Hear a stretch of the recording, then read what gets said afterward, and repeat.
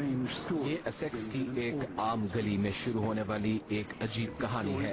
یہ ایلفرڈ سے اسلام آباد کی کہانی ہے۔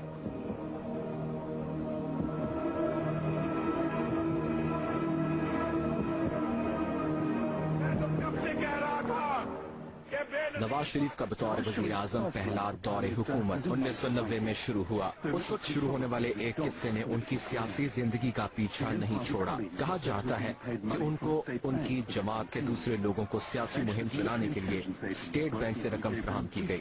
الزام ہے کہ حکومت کے لیے کام کرنے والے فوجی کارندوں نے انہیں نقد رقم سے بھرے ہوئے صندوق دیے۔ عدالت میں داخل کیے جانے والے حلف نامے کے مطابق ایک خفیہ اہلکار نے الزام لگایا کہ نواز شریف نے 35 لاکھ روپے وصول کیے۔ یہ فیصلہ کرنا عدالت کا کام ہے کیونکہ یہ مقدمہ عدالت میں چل رہا ہے۔ شریف خاندان کا کاروبار جو اتفاق گروپ کے نام سے جانا جاتا ہے بہت ہی چھوٹے پیمانے سے شروع ہو کر ملک کے بہت بڑے کاروباری اداروں میں سے ایک بن گیا۔ شروع میں شریف خاندان کی میلیں جو تقریباً دیوالیہ حالت میں تھیں 1990 کے اوائل میں وہ پھلنے پھولنے لگی۔ عدالت کو بتایا گیا کہ اس خاندان نے جو دولت اچھے وقتوں میں ملک سے باہر بھیجی تھی اب اسے واپس لایا جا رہا ہے۔ ان کا کیس سلمان ضیاء نامی شخص کے ایک بینک اکاؤنٹ سے شروع ہوا۔ سلمان ضیاء کا نام ان کی تفتیش میں ایک اہم نام ثابت ہوا۔ سلمان ضیاء کا اکاؤنٹ 1992 میں اسی بینک میں کھولا گیا۔ انکوائریوں سے پتا چلا کہ لاکھوں ڈالر مشکوک طریقے سے اس اکاؤنٹ میں ٹریولر چیک کی صورت میں جمع کروائے گئے۔ 7 لاکھ ڈالر کی مالیت کے ٹریولر چیک صرف ایک کارروائی میں۔ ہمارے لیے یہ بہت ہی مشکوک چیز تھی۔ ہمیں اس سے یہ شبہ ہوا کہ اس طرح سے کالے دھن کو سفید کیا جا رہا تھا۔ بینک ریکارڈ کے مطابق 7 ماہ پر مشتمل صرف ایک عرصے میں سلمان ضیاء کے اکاؤنٹ میں 15 لاکھ ڈالر کے ٹریولرز چیک جمع کروائے گئے۔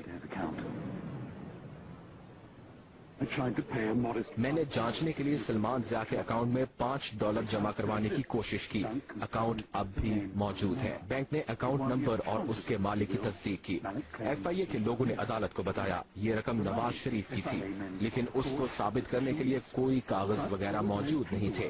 اگر واقعی سلمان ضیاء نامی کوئی شخص موجود ہی نہ ہو تو پھر کیا اکاؤنٹ کے فارم پر سلمان ضیاء کا پیشہ زراعت لکھا گیا ہے؟ پتے میں بازار ساہیوال کا تھا لیکن اس پتے پر خط و کتابت نہیں ہو سکتی تھی۔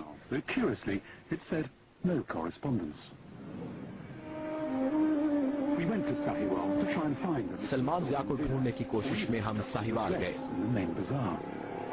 وہ مین بازار کا نام نہیں تھا، بازار کا نام ہوگا جیسے پاک پتن مین بازار، پاک پتن بازار، ساتھ بازار کا نام بھی بتایا گیا، پھر پتا چلے گا اس طرح مین بازار کوئی نہیں ہے شاید۔ سلمان ضیاء ایک فرضی نام ہے، اس کا کوئی وجود نہیں ہے۔ بینک کا کہنا ہے کہ سلمان ضیاء کے اور دوسرے جعلی اکاؤنٹس ہیں۔ جمع ہونے والی رقم $1 ملین تھی جو لنڈن فیملی کے نام سے جمع کروائی گئی تھی۔ اس کو قاضی فیملی کہتے ہیں اور اس رات سلمان ضیاء کی طرح جو پاسپورٹ دکھائے گئے وہ برٹش پاسپورٹ تھے۔ اگرچہ وہ فیملی پاکستان میں نہیں تھی لیکن ان کے نام پر اکاؤنٹ کھولے گئے۔ ہم ایسیکس کے شہر ایلفرڈ میں ہیں۔ یہ شہر کی معروف ہل سٹریٹ ہے۔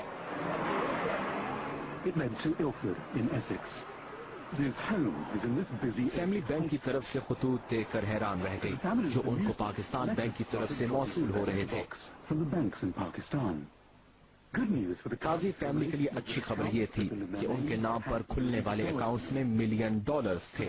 بری خبر یہ تھی کہ ان کا نام استعمال کیا جا رہا تھا۔ پاکستان کمپنیز کی طرف سے وہ کمپنیز ان کا نام استعمال کر رہی تھیں جن کا تعلق پاکستان کے وزیر اعظم کے خاندان سے تھا۔ کاشف قاضی کے پاس خط تھا جس میں واضح کیا گیا تھا کہ ان کے اکاؤنٹ میں $2 ملین سے زائد کی رقم ہے لیکن اس کو حدیبہ انجینئرنگ کمپنی استعمال کر رہی تھی۔ شریف خاندان کمپنی اس ڈیل کے لیے کچھ ادا نہیں کر رہی تھی۔ کاشف قاضی سے کہا گیا تھا کہ وہ ادائیگی کے لیے رقم کا بندوبست کریں۔ ایک اور خط جس میں اس بات کی نشاندہی کی گئی تھی کہ بار بار کی یاد دہانی کے باوجود ادائیگی نہیں کی گئی جو شریف کمپنی کو ادھار دی گئی تھی۔ یہ وہی کمپنی ہے جس میں قاضی فیملی کے نام سے ادھار رقم لی گئی تھی. یہ ایک اسکیم کا حصہ تھا جس کے تحت ملک میں رقم واپس لائی جا سکے اور ٹیکس بھی ادا نہ کیا جائے اور یہ بھی ظاہر نہ ہو کہ رقم کہاں سے آئی ہے. ظاہری طور پر ان اکاؤنٹس اور شریف فیملی کا کوئی رابطہ نظر نہیں آتا. یہ سب کچھ ایک مشترکہ دوست کی وجہ سے ہوا جو 70 کی دہائی میں لندن پڑھنے گیا تھا اور قاضی خاندان کے ساتھ رہتا تھا. وہ مسٹر اسحاق ڈار تھے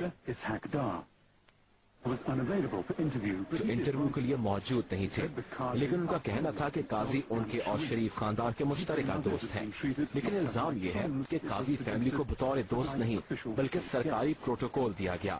یہی سب عوامل ایف آئی اے کی طرف سے شریف فیملی پر مقدمے کی وجہ بنے. ان پر الزام لگایا گیا کہ انہوں نے جعلی اکاؤنٹس استعمال کیے تاکہ ملک میں ناجائز دولت لائی جا سکے اور ٹیکس سے بچا جا سکے.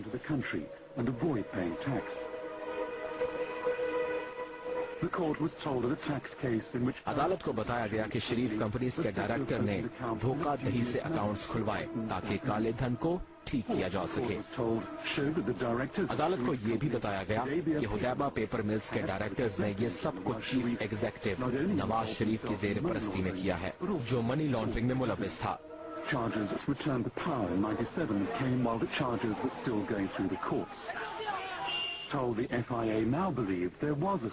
ایف آئی اے کو اس بات پر یقین تھا کہ سلمان زیاد جو ایسیکس کا رہائشی تھا، لیکن اصل مسئلہ یہ تھا کہ اس کا اور کاشف قاضی کا پاسپورٹ نمبر ایک ہی تھا.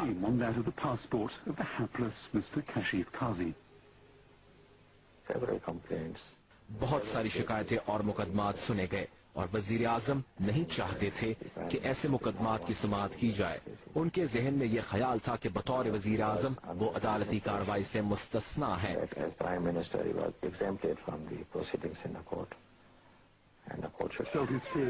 لیکن یہ مسئلہ اس وقت سامنے آیا جب سپریم کورٹ پر حملہ کیا گیا اور پولیس ایک طرف کھڑی رہی. وزیر اعظم کی معطلی کو روک دیا گیا. لندن ہائی کورٹ نے نواز شریف کو بتایا کہ ان کے والد اور بھائی شہباز بینک کے اکاؤنٹ میں جمع کروائیں، وہ رقم جمع کروائیں جو انہوں نے قاضی اکاؤنٹس کے نام پر حاصل کی تھی.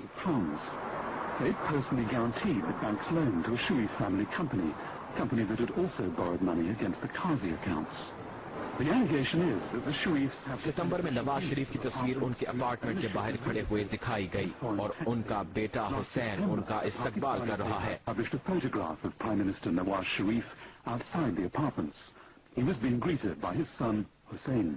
انتخابی گوشواروں کے مطابق اپارٹمنٹ نمبر 70 جو 3 لوگوں کی ملکیت تھا اور ان کے نام کے ساتھ شریف آتا تھا، ان میں نمایاں حسین شریف ہیں. میرے موکل نے اس سرمایہ کاری کی سیکیورٹی ذاتی ضمانت پر لی تھی. پاکستان میں شریف خاندان کے 3 افراد کی ہم نے ان ضمانتوں کے بارے میں ایک فیصلہ حاصل کر لیا ہے. ان کے خلاف $17 ملین سے زائد اور وزیر اعظم کے والد کے خلاف $14 ملین سے زائد ہیں. ہم چاہتے ہیں کہ وہ اس ملک میں آئیں اور آ کر وضاحت کریں کہ وہ پاکستان اور یہاں کتنی جائیداد کے مالک ہیں جنہیں استعمال کر کے وہ قرضہ چکایا جا سکتا ہے. پاکستانی قوم کے ساتھ یہ المیہ ہے کہ اس کو بھی یہ سیکھنا ہے کہ اس چیز سے کیسے نجات حاصل کرنی ہے جو کافی دیر سے اس کے ساتھ چمٹی ہے، یعنی رشوت کا ناسور. میرے پاس